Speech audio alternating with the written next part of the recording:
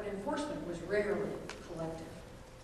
At best, ad hoc coalitions stepped in, as in Korea, Bosnia, and Iraq. At worst, the U.S. went in nearly alone, as in Vietnam, or less dramatically, places like Panama, Somalia, Cuba. In the words, by the way, of an ROTC recruiting poster I saw recently at a local high school across the way, the U.S. staunchly maintained a commitment to, quote, life, liberty, and the pursuit of those who threaten them, unquote. Needless to say, there has been much dissension over the years about the existence and nature of such threats, much dissension about the advisability or inadvisability of action. So where do we go from here? Should the U.S. remain the enforcer of last, sometimes first, resort? If it does, will there ever be much difference in policy, in foreign policy, between Republican and Democratic administrations, other than in matters of emphasis, strategy, style, or timing? I'm reminded when Khrushchev said the difference between Kennedy and Nixon was the difference between Tweedledee and Tweedledum. I'm not as cynical as that, but from a long-distance perspective, that was what was offered. What Obama has learned from history, I think, is that given the fundamental assumptions made by past several generations, no president has much wiggle room. He or she can nip and tuck at policy, but the ship of state continues fundamentally in the same direction, pursuing the same goals. What Obama can learn from history is, however, I think much different. Policy can change fundamentally only if there is a paradigm shift. History shows that in international relations this doesn't happen much. In 1648, we'll go way back, the Peace of Westphalia established the modern paradigm of international relations. States were to be individual entities, unbeholden to outside authority, with complete freedom of action within their own borders. Between states, war was the arbiter. In 1918, the next shift took place. The victors of World War I established a new framework of positive international law, as distinguished from natural law, to govern interactions between states and to outlaw war, still accepting that within their borders, governments held complete sway. Of course, workable enforcement wasn't achieved and the League of Nations fell apart. Between 1944 and 1948, a third paradigm was implemented. The so-called free world enshrined the principles of economic cooperation, we might call it open door, individual human rights, arbitration of disputes, and economic sanctions as the preferred means for achieving compliance with international norms. Enforcement remained the weak link, however, and FDR proposed a collective security organization, UN, shored by 4 policemen, US, UK, USSR, China.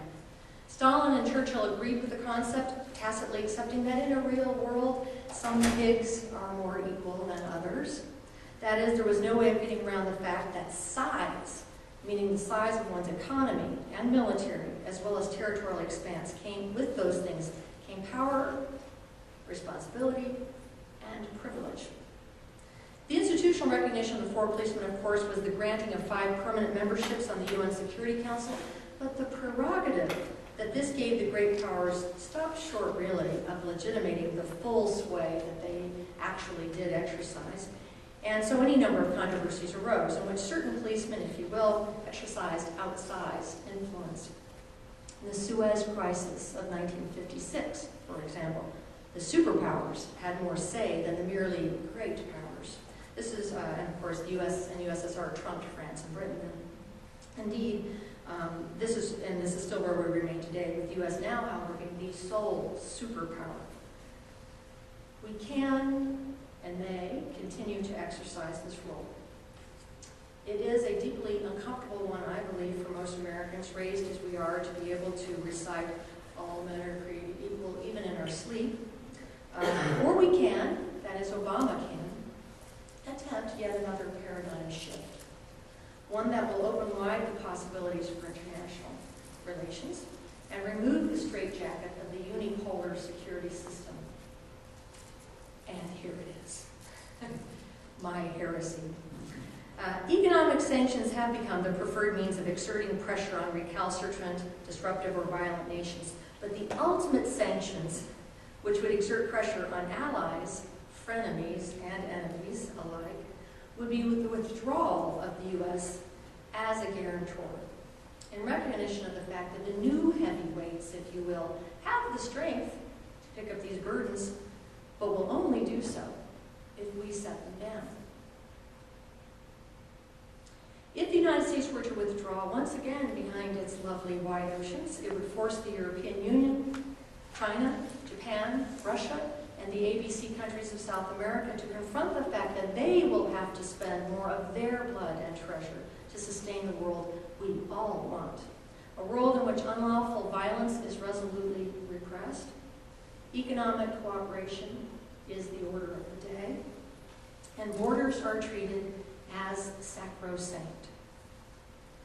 Even more challenging will be the problem of enforcing international norms of human rights within domestic boundaries, but this too can eventually be accomplished by the international community as it bends history in the direction of justice. Now, considering the frightening prospects with which history continually presents us, and every time you pick up the morning newspaper, you're confronted with this again, such as the recently revealed underground tunnel network in which Iran is cooking up nuclear mayhem, for example, it is understandably tempting to believe that we mustn't let go. That only the U.S. has the power, perhaps even some would say the courage, to stop rogue nations bent on upending the world order. But I remind you that it was Ireland and Finland that first proposed and were the first signatories of the Nuclear Non-Proliferation Treaty that now guides global policy. The weapons of the weak are sometimes the most potent weapons of all. How would the U.S. go about redelegating or even abdicating the role of international policemen? How would we encourage the world to think about a world in a way almost without the U.S.? Not that we're going to go anywhere, but if the U.S. wasn't there, what would happen? What would others have to do? What dicta might our president set down? What demands might he make? What institutional reforms would he propose? I don't know. But I do know that a person as talented and bright as President Barack Obama could figure it out. With a broader vision of which way history needs to bend, Obama would not only learn from the past, but guide us towards a more prosperous, more peaceful future. Thank you.